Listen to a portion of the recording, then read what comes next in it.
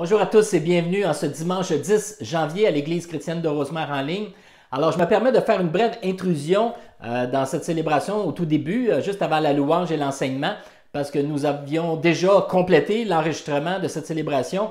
Et donc, cette semaine, il y a eu de nouvelles mesures par le gouvernement concernant plusieurs restrictions, dont les lieux de culte qui sont fermés. Alors, nous n'aurons pas de rassemblement public pour les prochains dimanches. Alors, vous pourrez suivre dans l'infolette et aussi avec les mesures du gouvernement lorsqu'il nous sera possible de nous réunir, du moins 25 personnes et plus. Alors, pour le moment, nous sommes vraiment le minimum, 2, 3, 4 personnes maximum pour le staff et pour faire nos enregistrements, pour vous offrir un service en ligne à tous les dimanches. Et j'aimerais mentionner aussi une deuxième chose, c'est que nous avons eu l'album vidéo communautaire la semaine dernière. Alors, plus d'une cinquantaine de vidéos, plus d'une cinquantaine de personnes, de familles qui ont présenté leur souhait de bonne année. Alors, vous pourrez regarder cette vidéo dans la célébration de dimanche dernier, le 3 janvier. Mais en faisant le montage, donc, je plaçais tous les fichiers vidéo dans un dossier et j'en ai échappé un. Alors, c'est le cas de le dire. Donc, il manquait un souhait qui m'avait été envoyé et que donc j'ai omis de mettre dans le montage global. Alors, j'appréhendais que ça arrive. Alors, c'est arrivé. Et donc, je vous laisse le soin d'entendre le souhait de bonne année de ce couple-là. Et ensuite, suivra la louange et l'enseignement. Alors, bon dimanche à tous. Bonjour, chers frères et sœurs en Jésus. Nous vous souhaitons une année remplie d'amour, de paix et de joie. Soyez bénis. On vous aime beaucoup. Puis, tout au long de l'année, n'oubliez pas, les amis, de garder votre lampe allumée. Amen.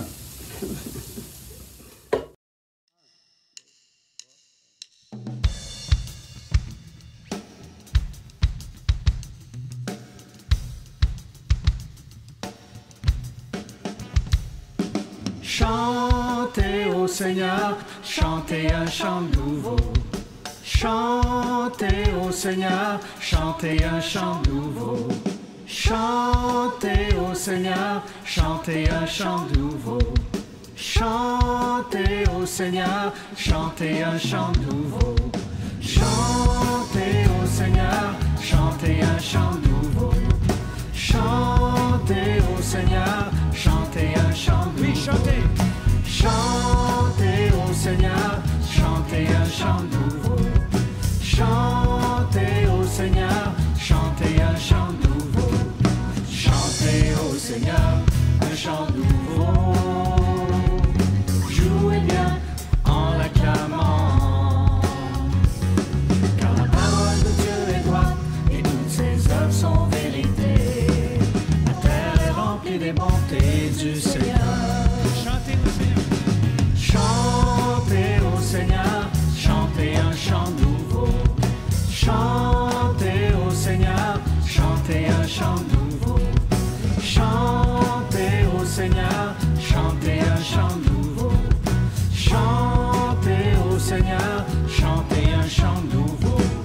Chantez au Seigneur, un chant nouveau. Jouez bien en l'acclamant. Car la parole de Dieu est droite et toutes ses œuvres sont vérité. La terre est remplie des bontés du Seigneur. Chantez au Seigneur, chantez un chant nouveau. Chantez au Seigneur, chantez un chant nouveau. Chantez au Seigneur, chantez un chant nouveau. Chantez au Seigneur, chantez un chant nouveau. Chantez au Seigneur, un chant nouveau. Jouez bien en l'acclamant. Car la parole de Dieu est droite et toutes ses œuvres sont vérité. La terre est remplie des bontés du Seigneur. La terre est remplie des bontés du Seigneur. La terre est remplie des bontés du Seigneur.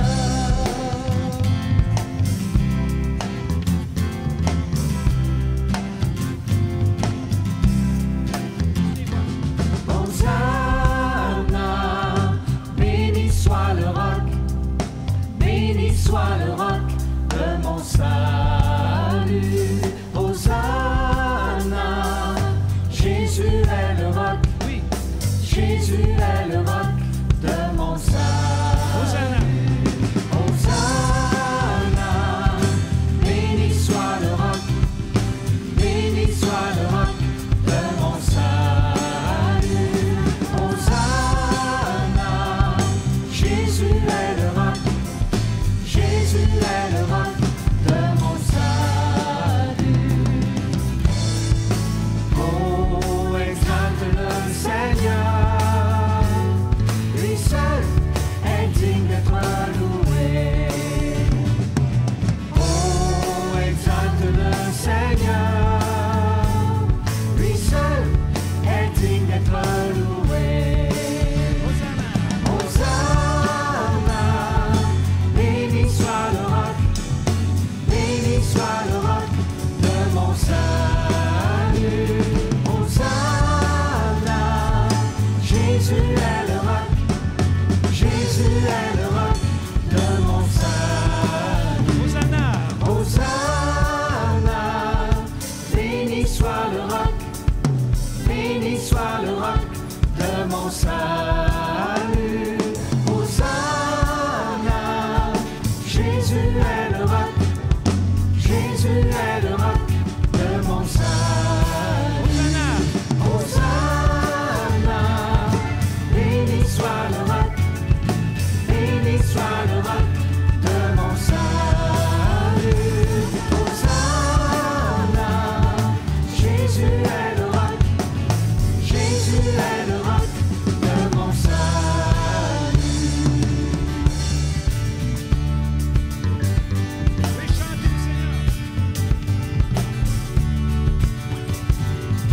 Chantez au Seigneur, chantez un chant nouveau.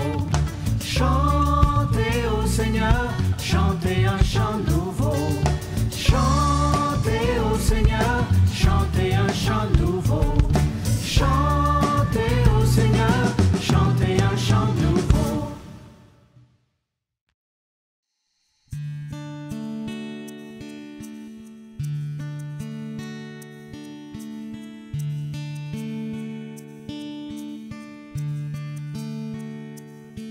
Je n'ai que toi dans le ciel. Je ne désire rien d'autre que toi sur la terre. Si je suis faible et même si je tombe, Dieu est le soutien de mon cœur.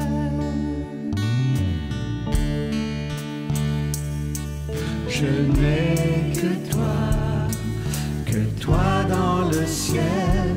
Je ne désire rien d'autre que toi sur la terre. Si je suis faible et même si je tombe, Dieu est le soutien de mon cœur. Dieu, tu es le soutien de mon cœur, mon héritage et mon plus grand bien. Oh oui, Dieu, tu es le soutien de mon cœur. Près de toi, je me sens bien.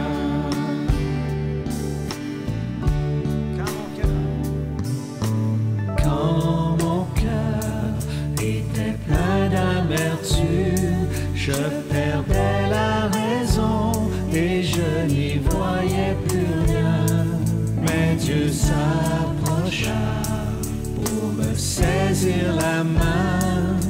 Dieu est le soutien de mon cœur. Dieu, tu es le soutien de mon cœur, mon héritage et mon plus grand bien. Oh oui, Dieu, tu es le soutien de mon cœur. Près de toi, je me sens bien. Oui, Dieu, tu es le soutien de mon cœur. Dieu, tu es le soutien de mon cœur, mon héritage et mon plus grand bien. Oh oui, Dieu, tu es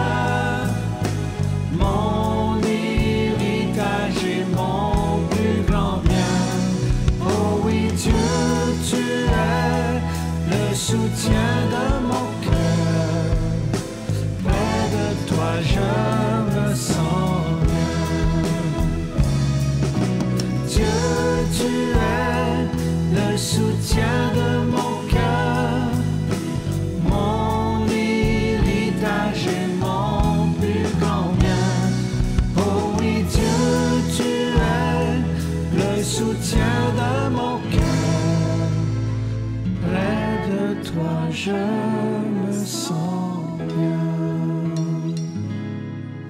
Près de toi, je me sens bien. Près de toi, je me sens bien.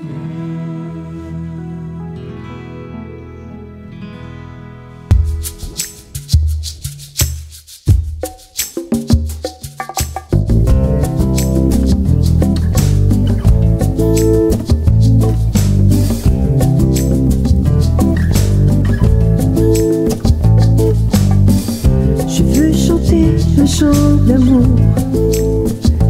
pour mon sauveur, pour toi Jésus. Merci pour ce que tu as fait, tu es si précieux, Jésus mon sauveur. Je suis heureuse, tu m'as donné ton nom, je ne veux pas être ailleurs que dans tes bras d'amour, dans tes bras d'amour, tout près de toi, contre ton cœur, dans tes bras d'amour.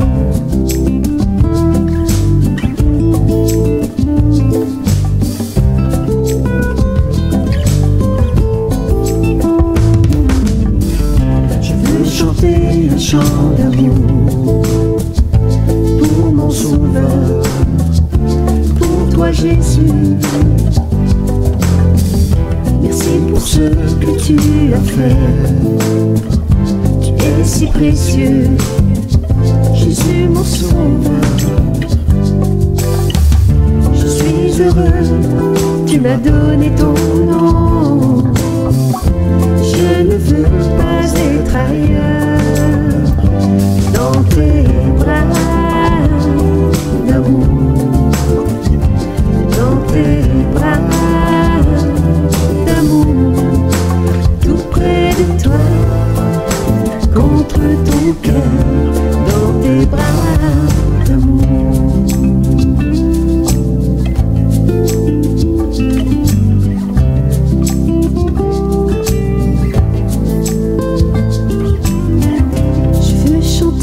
Chant d'amour pour mon sauveur, pour toi Jésus. Merci pour ce que tu as fait, tu es si précieux, Jésus mon sauveur. Je suis heureux, tu m'as donné ton nom, je ne veux pas être ailleurs que dans tes bras d'amour, dans tes bras d'amour, tout près de toi, contre ton cœur, tout près de toi, contre ton cœur, tout près de toi, contre ton cœur, dans tes bras d'amour.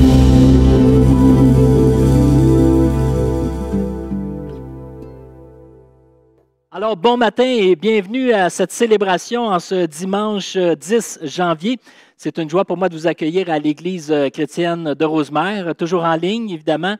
Et on est confiant, comme on a dit la semaine dernière, qu'avec la campagne de vaccination, on va pouvoir éventuellement en 2021 redébuter nos rassemblements publics et élargir ça de plus en plus. Alors, on reste confiant et on s'encourage avec cette possibilité-là dans les prochains mois. Et dimanche dernier, nous avons célébré donc le début de la nouvelle année, ce premier dimanche, le 3 janvier, et nous avons pris donc le pain et la coupe ensemble.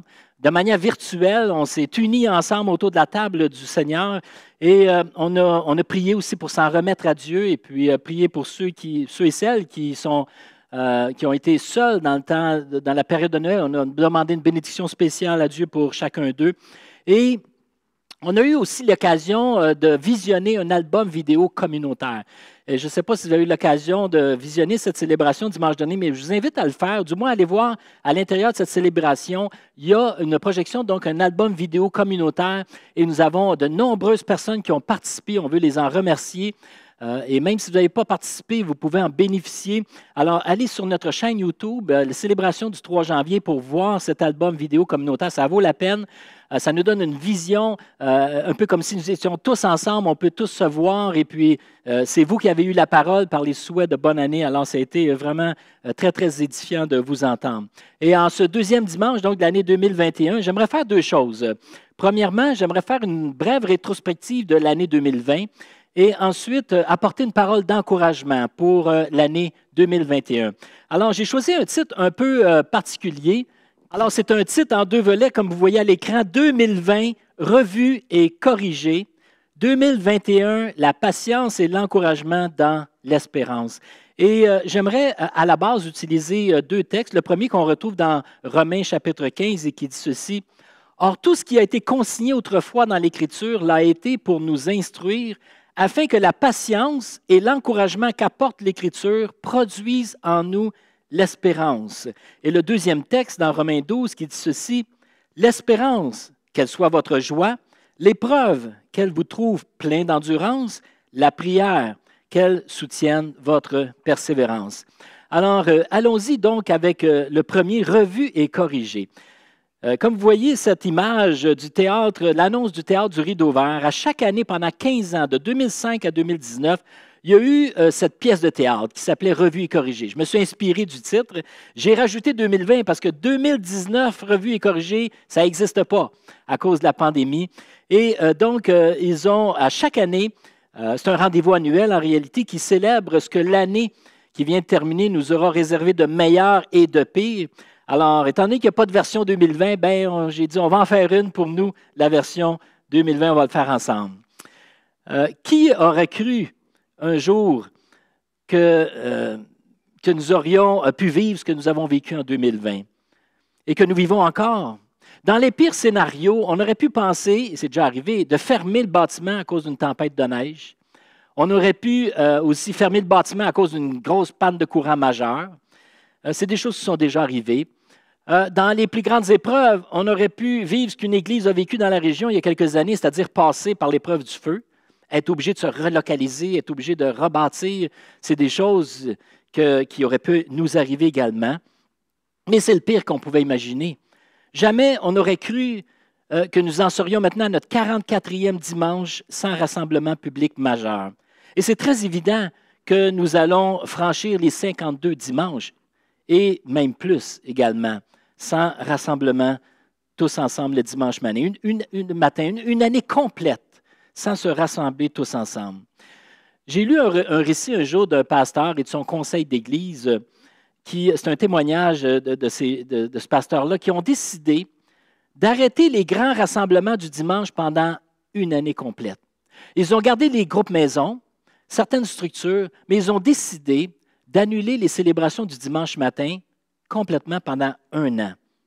C'est toute une décision audacieuse. Et leur intention, c'était de revoir la vie de l'Église, repenser la structure, de se donner le temps de prendre un recul et de revoir comment on peut faire les choses différemment. Et ça leur a permis de développer de nouvelles structures, une nouvelle vision d'Église. Et je dirais qu'on peut dire qu'on vit la même chose pour nous. La différence, c'est que ça n'a pas été un choix, ça a été une obligation. Nous sommes dans un passage obligé. Et oui, nous allons fermer le bâtiment pendant un an. Nous conservons nos groupes, nous essayons de nous en sortir. Et comme vous avez déjà souvent entendu, il y a un avant-COVID et il y a un après-COVID. Et l'Église n'y échappe pas. Nous ne sommes pas immunisés contre la souffrance humaine, contre les épreuves, contre les malheurs qui peuvent arriver. La Bible ne nous a jamais garanti une immunité complète face aux malheurs, face aux épreuves, la maladie. Nous sommes humains à part entière. Et certainement, nous sommes croyants en Jésus-Christ. Et ce qui fait toute la différence lorsque nous passons par l'épreuve, c'est notre foi, notre confiance en Dieu, qui est toujours présent avec nous et en nous. Il est notre espérance vivante, comme on a vu dimanche dernier. Cette réalité, elle est bien présente dans la Bible, qui nous en parle à maintes reprises. Et on va le voir dans quelques instants au travers un récit. Mais je reviens juste aux paroles du psaume 46 que j'ai utilisées à quelques reprises et qui ces paroles m'ont beaucoup inspiré en 2020, particulièrement au mois de mars 2020, quand tout a commencé. J'étais tombé sur ce psaume, je vous en lis un extrait, au psaume 46, verset 2. « Dieu est pour nous un rempart, il est un refuge, un secours toujours offert lorsque survient la détresse. Aussi, nous ne craignons rien quand la terre est bouleversée. Il est un cours d'eau, un fleuve, dont les bras réjouissent la cité. » La cité étant l'Église maintenant, qui est la plus sainte des demeures du Très-Haut. Dieu réside au milieu d'elle. Elle n'est pas ébranlée, car Dieu vient à son secours dès le point du jour. Nous pouvons certainement rendre grâce à Dieu pour sa présence et sa fidélité tout au long de l'année 2020. C'est lui qui nous a soutenus. Même en étant ébranlés, il était avec nous. Il vient à notre secours.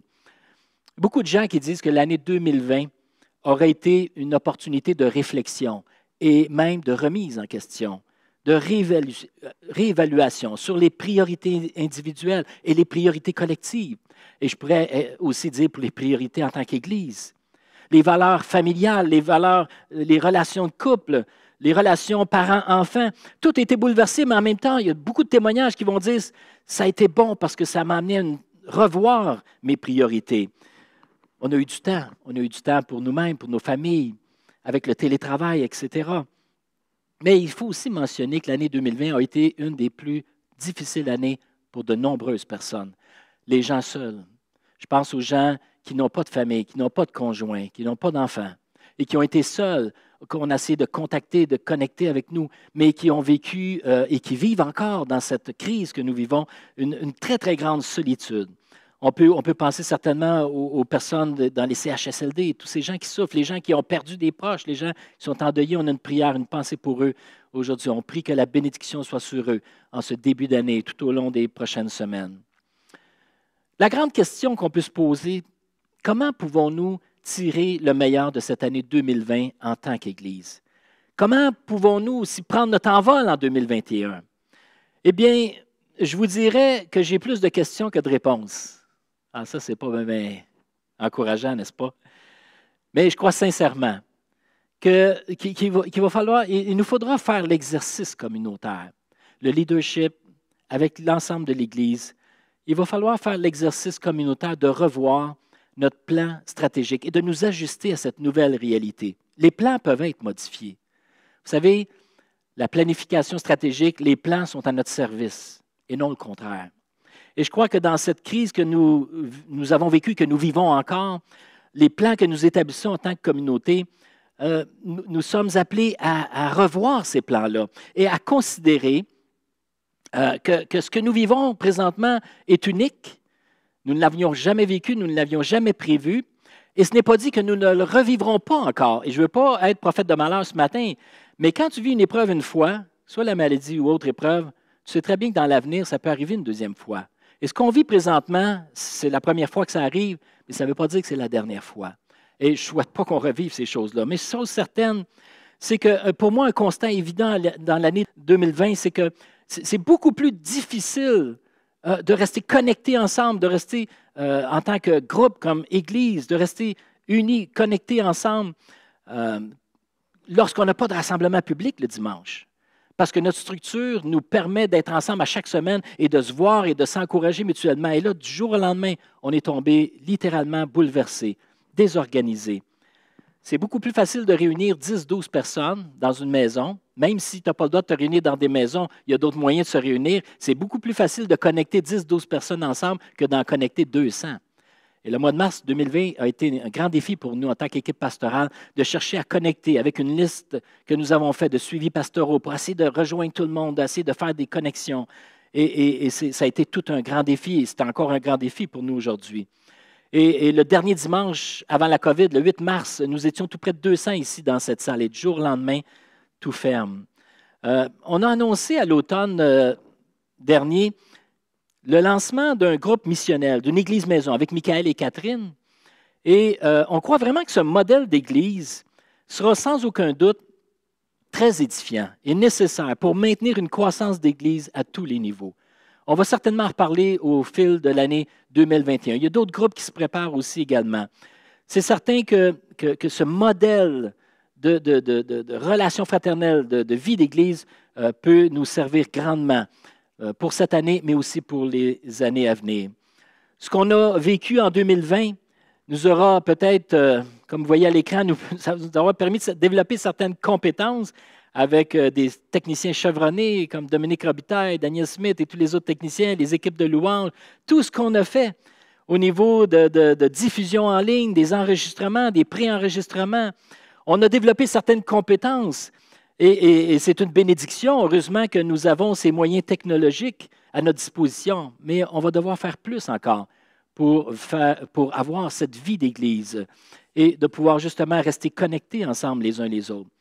En bref, l'année 2020 va rester certainement gravée dans nos mémoires. Ce fut une année éprouvante à bien des égards, mais ce fut aussi une année de transformation, d'opportunité et de croissance à bien d'autres égards.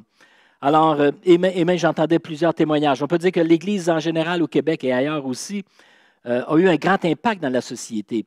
On a vu, certains témoignages disent qu'il y a eu des visionnements en ligne incroyables dans certaines églises où les gens dans la province se sont connectés aux célébrations en ligne. Donc, il y a eu quelque chose qui s'est fait là, au-delà des rassemblements qu'on pouvait avoir publiquement.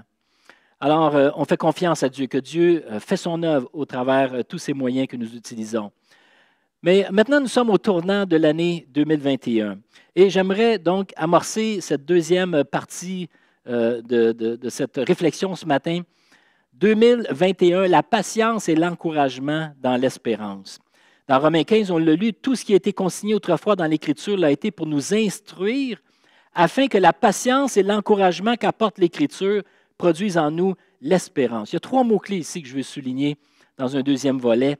Patience, encouragement et espérance. L'apôtre Paul fait référence dans ce texte de Romains 15. Il nous parle de ce qui était consigné dans l'Écriture, qui deviennent pour nous des instructions afin que la patience et l'encouragement produisent l'espérance. Et on va s'arrêter sur un récit, justement, de l'Ancien Testament, du Nouveau Testament qui nous inspire, qui est écrit pour nous. Dans le temps de Paul, c'était l'Ancien Testament, mais pour nous, aujourd'hui, on a l'Ancien et le Nouveau Testament.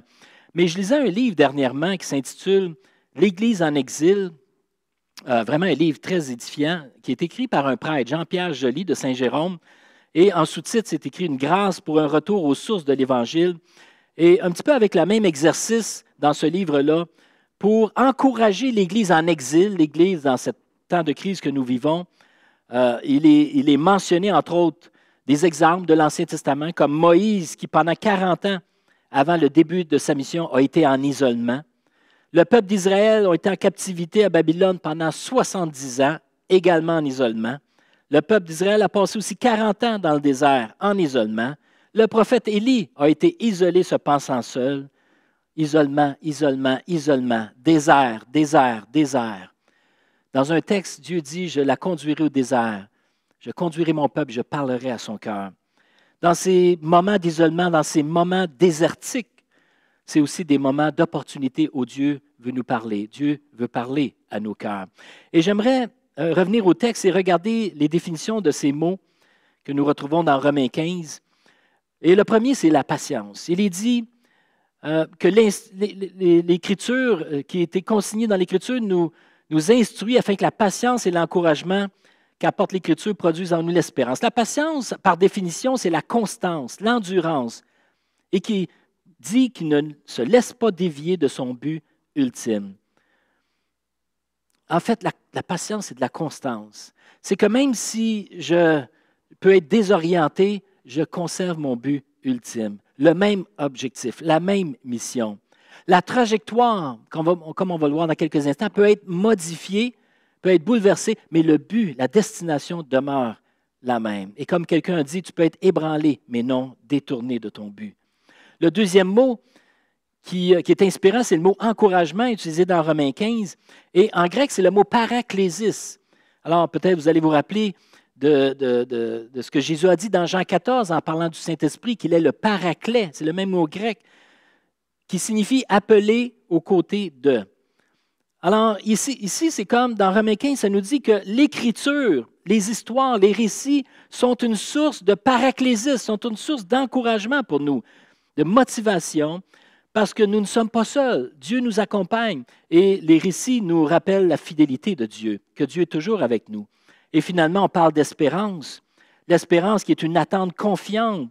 C'est la ferme assurance de choses encore invisibles et inconnues. L'espérance est reliée à Dieu et à ses promesses. L'espérance, c'est beaucoup plus que simplement dire « ça va bien aller ».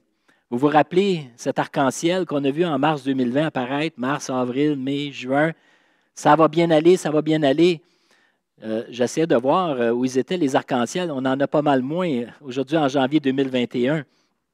C'était un bon slogan, optimiste. Ça va bien aller, mais l'arc-en-ciel s'est dissous avec les mois. Mais l'arc-en-ciel de Dieu, l'alliance de Dieu, elle demeure toujours. L'alliance de Dieu demeure toujours pour nous. Ses promesses sont véritables.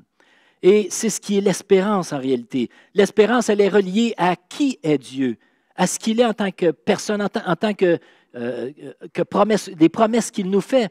L'espérance est rattachée, non pas juste à un slogan ou à un optimisme humain, mais elle est rattachée aux promesses de Dieu. Et j'aimerais vous faire écouter un bref extrait d'une définition de l'espérance sous forme animée, et ensuite nous poursuivrons. Alors, je vous laisse écouter cette brève définition. Supposons qu'on veuille décrire le sentiment généré par l'anticipation d'un avenir meilleur. On peut être surexcité, enthousiaste ou encore incertain, mais on a tous plus ou moins eu ce genre d'expérience. Ça s'appelle l'espérance. C'est un état d'anticipation essentiel à une existence humaine saine et un concept qui revêt un caractère très important dans la Bible. L'espérance biblique est fondée sur une personne. C'est ce qui la distingue de l'optimisme. L'optimisme est le fait de choisir de voir un dénouement heureux dans n'importe quelle situation. Mais l'espérance biblique ne repose pas sur les circonstances.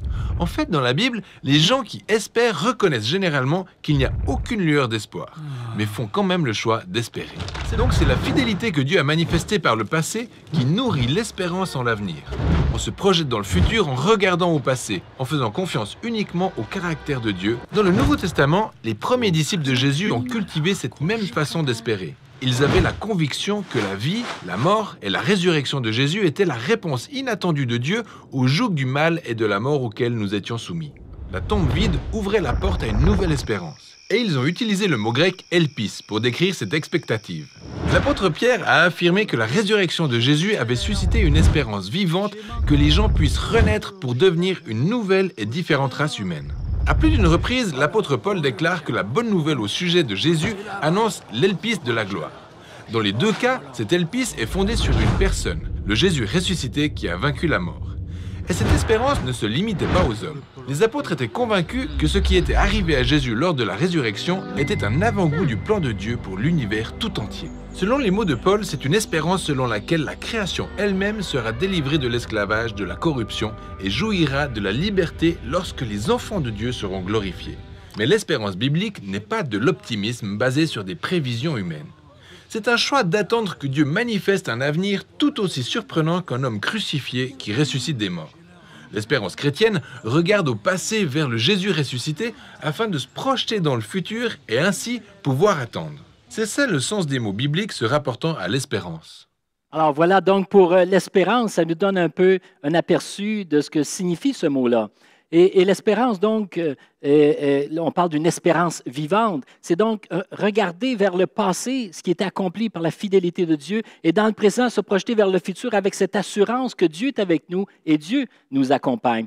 Et que même si le chemin, la trajectoire est modifiée ou bouleversée, nous arriverons à destination. Et à ce titre-là, j'aimerais, dans un dernier temps, regarder un exemple et m'inspirer. Comme on dit dans Romains 15, on va être instruit pour la patience et l'encouragement dans l'espérance, être inspiré par un récit qu'on retrouve dans les Actes des Apôtres au chapitre 27 et 28. Et j'en ai pris un extrait la semaine dernière pour prendre le repas du Seigneur et on va glaner rapidement ce récit-là. Plusieurs disent que ce récit du voyage de Paul est appelé le 4e voyage missionnaire de Paul. En fait, on entend souvent parler des 3 voyages missionnaires de Paul, mais plusieurs biblistes vont dire que Acte 27-28 est aussi un voyage missionnaire, parce que Paul, même s'il était prisonniers qui devaient se rendre à Rome étaient toujours en mission. Et j'aimerais qu'on puisse justement faire le parcours de ce voyage-là rapidement ensemble, mais aussi faire des applications dans notre propre parcours en tant qu'Église. Alors, dans un premier temps, Paul est donc à Césarée et il part de Césarée pour se rendre jusqu'à Beauport en longeant la côte de l'Asie. Mais en fait, le but de ce voyage-là, c'était de se rendre en Italie. Et puis, lors du voyage, il est dit ceci, beaucoup de temps s'était écoulé ainsi et la navigation devenait dangereuse, car l'époque du grand jeûne d'automne était déjà passée.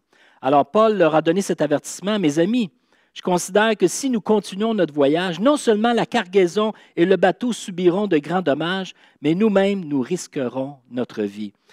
Alors, dans ce voyage-là, donc, on a un objectif, c'est de se rendre en Italie, mais les choses se gâtent.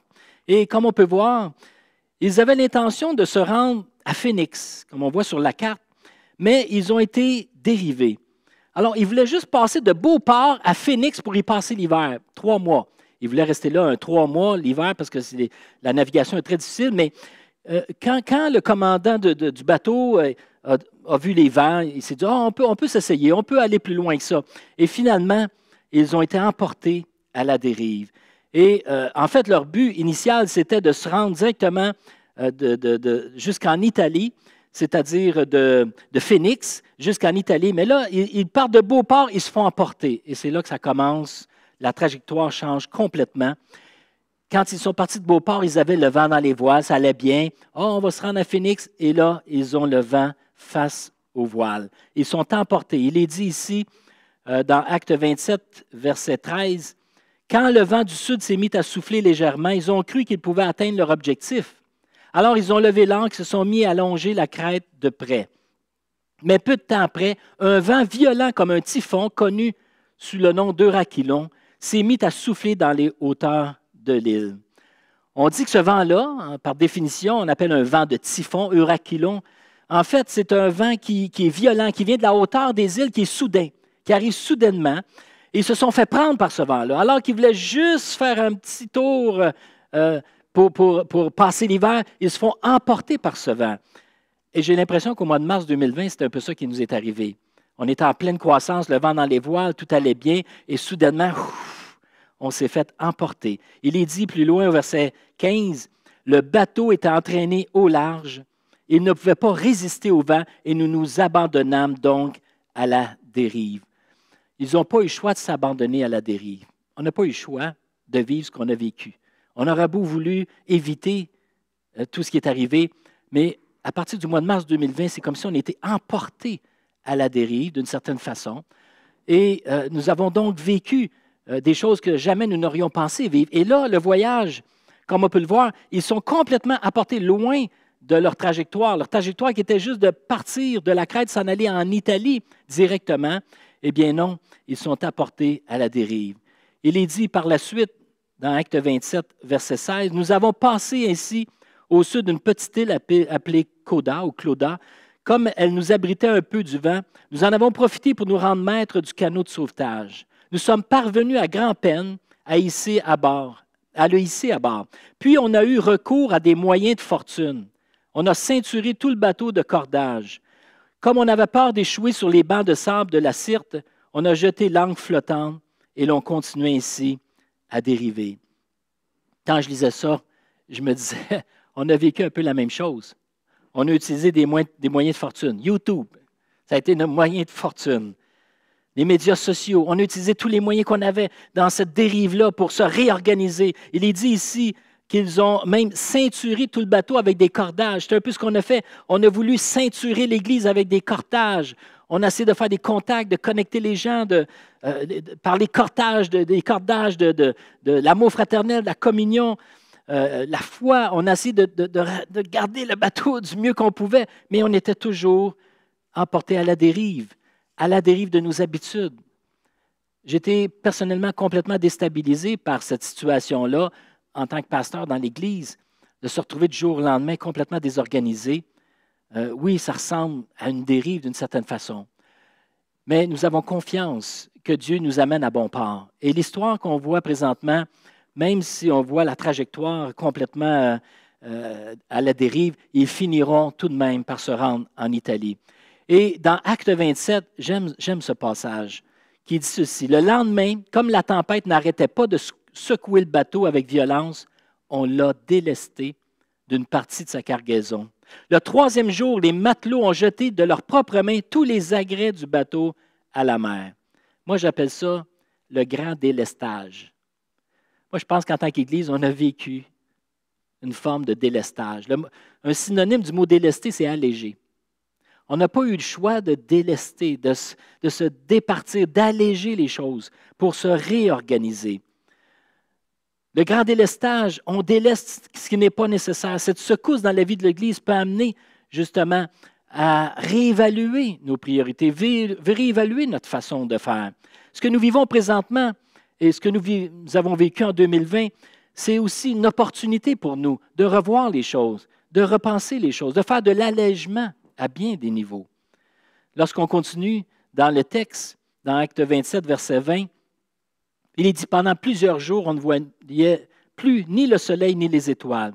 La tempête continuait de faire rage et nous finissions par perdre tout espoir d'en sortir sains et saufs. Et il est dit au verset 22, « Mais maintenant, je vous invite à reprendre courage, car aucun de vous n'y perdra la vue, seul le bateau sera perdu. Courage donc, mes amis, j'ai confiance en Dieu. » J'ai confiance en Dieu. C'est l'exercice qu'on a dû faire de notre foi. Malgré tout ce qu'on a vécu comme Église, comme individu, comme personne, comme famille, nous plaçons notre confiance en Dieu. Notre espérance est placée en Dieu. Il est dit ici que pendant plusieurs jours, on ne voyait ni le soleil ni les étoiles et la tempête continuait à faire rage. C'est un peu comme si, personnellement, et même comme Église, on ne voyait plus clair, c'était obscur, on ne savait pas trop exactement vers où on s'en irait. Mais voilà que l'exercice de la foi, voilà que notre foi qui prend le dessus, de faire confiance à Dieu malgré ce que nous vivions, comme dérive, comme tempête. Le récit se continue au verset 33, lorsqu'il est dit « En attendant que le jour paraisse, Paul a encouragé tout le monde à manger. Après avoir ainsi parlé, il prit du pain, il a remercié Dieu devant tous, il a rompu le pain, il a commencé à manger. Alors tous les autres ont repris courage et se sont mis à manger. » On l'a fait la semaine dernière. Nous avons pris ce texte-là, on a pris la scène, et ça, je trouve ça fabuleux, qu'en pleine tempête, avant que le jour paraisse, ils étaient en pleine noirceur, en pleine obscurité, Paul a pris le pain, il l'a rompu, il a rendu grâce à Dieu, et ils ont mangé, ils ont repris force. Il y a eu là certainement un moment de la part de l'apôtre Paul en mission d'encourager les gens à se tourner vers Dieu, à placer leur confiance en Dieu. Et c'est ce que nous avons fait dimanche dernier en prenant la scène dans cette tempête-là. Bref, quand on regarde tout ce récit-là, au final, le navire est complètement détruit, mais les 276 personnes sont saines et sauves. Dieu nous garde. La structure peut être ébranlée, elle peut être délestée, elle peut être amochée, mais Dieu nous garde. Dieu tient ses promesses. Nous sommes plus de 200 personnes dans la communauté. Nous n'avons pas l'occasion de tous être ensemble, mais nous croyons que Dieu nous garde chacun de nous. Nous croyons que chacun de vous avez eu l'occasion de justement placer votre confiance en Dieu au travers de tout ce que vous avez vécu. Il est dit dans ce récit un peu plus loin, on ne lira pas le texte, il est dit que quand ils sont arrivés près d'une île, ils se sont lancés à l'eau, ils ont pris des objets pour nager. De toute façon, ils ont réussi à se rendre jusqu'à l'île et tous étaient sains et saufs. Chacun de nous, on nage comme on peut, on fait ce qu'on peut, on s'en sort comme on peut, mais on a cette promesse que Dieu nous garde, que Dieu ne nous abandonnera jamais. Et je résume rapidement la fin de l'histoire que je trouve intéressant aussi.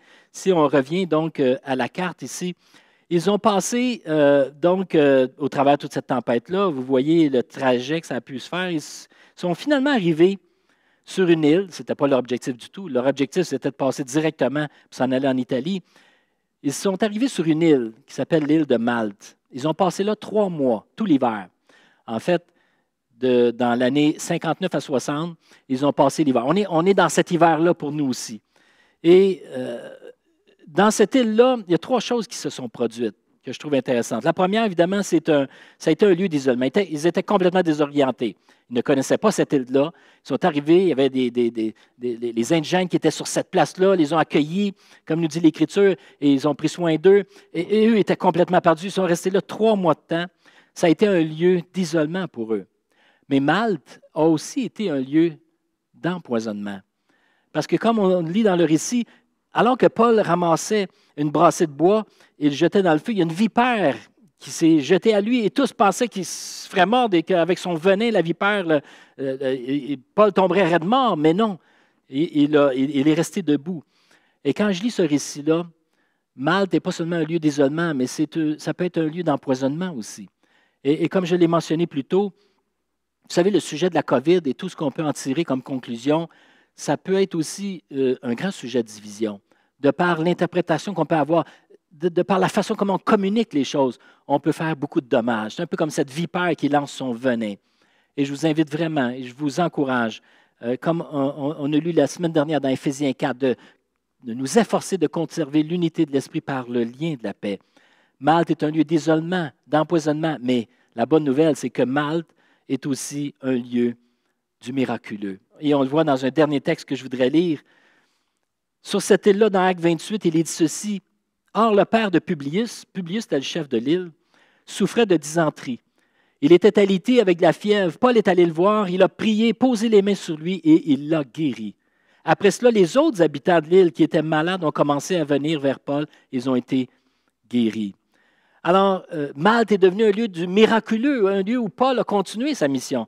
C'est dans ce sens que plusieurs verront ce voyage, ce naufrage, comme étant aussi un voyage missionnaire. Parce que partout où Paul est passé, que ce soit sur le navire pendant la tempête, que ce soit sur l'île de Malte ou à Rome, Paul a rendu témoignage de la gloire de Dieu. Et donc, il demeure toujours en mission.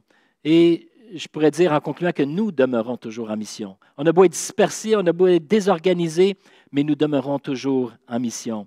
Et je reviens au texte que nous avons lu au tout début dans Romains 15.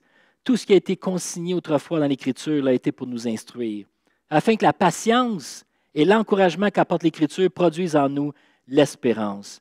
Paul arrive finalement à Rome et il rendra témoignage de la gloire de Dieu. Ainsi, je crois vraiment, et je ne veux pas te faire de fausses promesses, mais je crois vraiment qu'en 2021, on va voir au fur et à mesure de l'année de nouvelles choses se produire, de nouvelles choses se développer nous-mêmes en tant qu'Église, dans notre vie d'Église, et éventuellement pouvoir tous se revoir ensemble dans ce même lieu. J'aimerais juste terminer aussi par le dernier texte de Romains 12 qu'on a lu au début. L'espérance qu'elle soit votre joie, l'épreuve qu'elle vous trouve plein d'endurance et la prière qu'elle soutienne votre persévérance. Alors, je prie que nous puissions être encouragés par ce que nous vivons présentement, parce que nous savons que l'espérance vivante nous garde fixés et ancrés en Dieu. J'aimerais prier en ce début de nouvelle année, même si c'est notre 2e dimanche, j'aimerais prier que Dieu puisse nous accompagner, être avec nous au travers de toute cette année-là, que vous puissiez aussi être bénis. Alors prions en terminant. Seigneur, merci pour ce récit biblique que nous venons de lire. Comme ça nous est dit dans Romains 15, tout ce qui a été écrit sert à nous instruire pour que nous puissions avoir de la patience, de la constance, de l'endurance, que nous puissions être encouragés, paraclésistes, que l'Écriture est un côte à côte, est à côté de nous pour nous encourager, parce que c'est ta fidélité de Dieu qui est témoignée, qui est exprimée au travers de ces récits. Tu es fidèle, tu es bon. Et Seigneur, tout cela produit en nous l'espérance. L'espérance qui est de garder les yeux fixés sur toi. Tu es notre espérance, Jésus. Et je veux prier qu'en cette année 2021, que nous puissions en tant qu'Église être à l'écoute de ce que tu veux faire dans cette communauté. Je veux prier pour ta bénédiction sur chaque personne, tous ceux et celles qui, peut-être pendant l'année 2020, dans la période que nous vivons actuellement, ont des moments difficiles dans leur foi, sont ébranlés dans leur foi, sont éprouvés. Seigneur, je prie que tu puisses fortifier tous et chacun, qu'ensemble, nous puissions ressortir de cette expérience, de cette après-COVID, plus fort que jamais, transformés par toi, renouvelés dans le sens de notre mission, dans nos priorités, dans nos valeurs. Merci Seigneur pour l'œuvre que tu accomplis dans nos vies. Nous t'en rendons grâce. Amen. Alors, je vous souhaite de passer une très, très bonne semaine. Je vous laisse avec ce merveilleux chant pour terminer. Et je vous dis que vous soyez bénis de Dieu et qu'on puisse se retrouver dimanche prochain. Amen.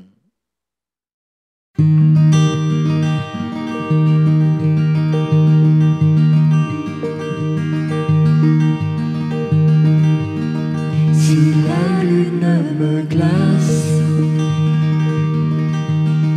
et le soleil menace, créateur des étoiles, mon secours est en toi. Si mes larmes ruissellent et que mon pas chancelle, créateur de la terre,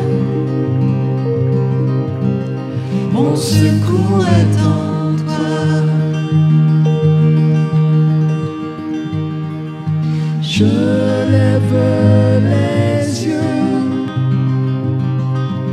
vers les hauts sommets. Toi seul est mon Dieu. Je proclamerai. Toi seul est ma force. Toi seul me restaure, mon secours est en toi.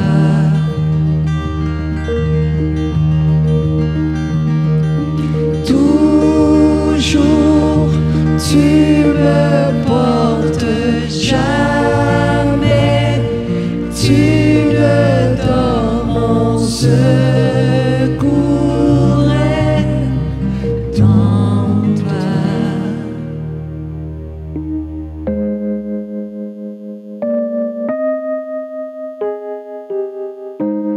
Si la peur m'envahit et mon âme chavire,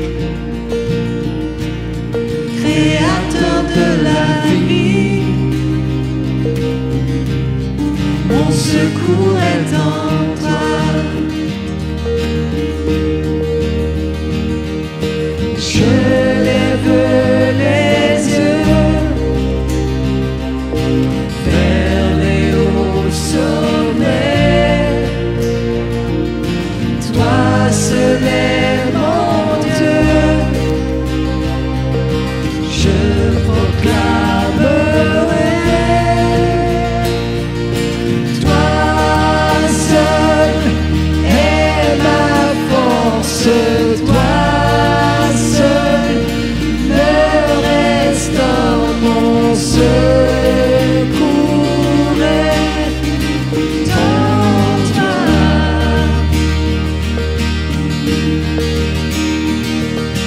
Toujours tu me portes, jamais tu ne dors, mon secours est en toi.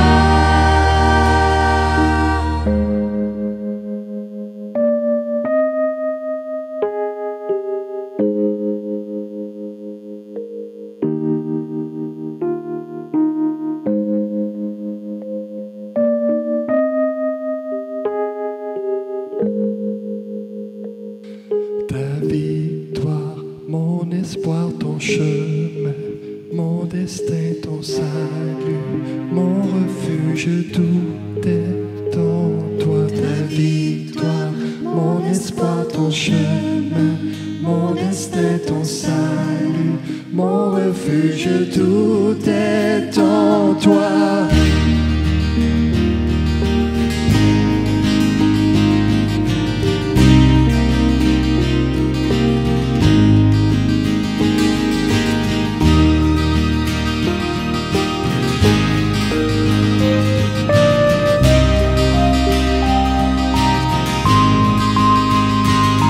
Ta victoire, mon espoir, ton chemin, mon destin,